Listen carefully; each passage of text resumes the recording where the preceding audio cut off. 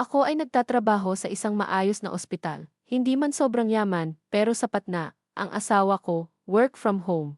Maayos naman ang pinagsama naming income, sapat para sa pang-araw-araw na gastusin at konting ipon. May kapatid akong may 7 anak, oo, 7, mula edad 20 hanggang 1 taon. Simulat sa pool, hindi talaga siya nagtrabaho. Umaasa lang siya sa assistance ng gobyerno. Tapos nag-online selling siya sa Facebook o kung saan-saan online. Paulit-ulit siyang nanghihiram ng pera sa akin. Kung tutuusin, ilang taon ko na siyang pinapahiram. Minsan nagbabayad siya on time, pero madalas, inaabot ng buwan. Noong nakaraang mga buwan, napilitan kaming magpaayos sa bahay bago dumating ang tag-ulan. Ang laki ng gastos, kaya sobrang gipit talaga ng budget namin. Nung time na yun, humingi siya ng 500, hindi talaga kaya, pero nangako siyang ibabalik agad kinabukasan. At dahil para raw sa pamangkin ko, naawa ako, kaya pinahiram ko pa rin.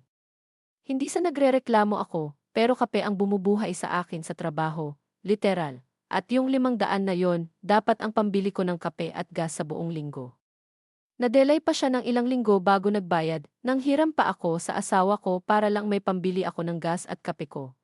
Literal na binabantayan na naming mag-asawa ang bawat piso para hindi kami mapilitang gumamit ng credit card. Doon ko na sinabi sa kanya, wag na siyang humingi ulit ng pera. Kagabi, nag-message ulit siya. Nang hihiram na naman, sabi ko, pasensya na, hindi na pwede.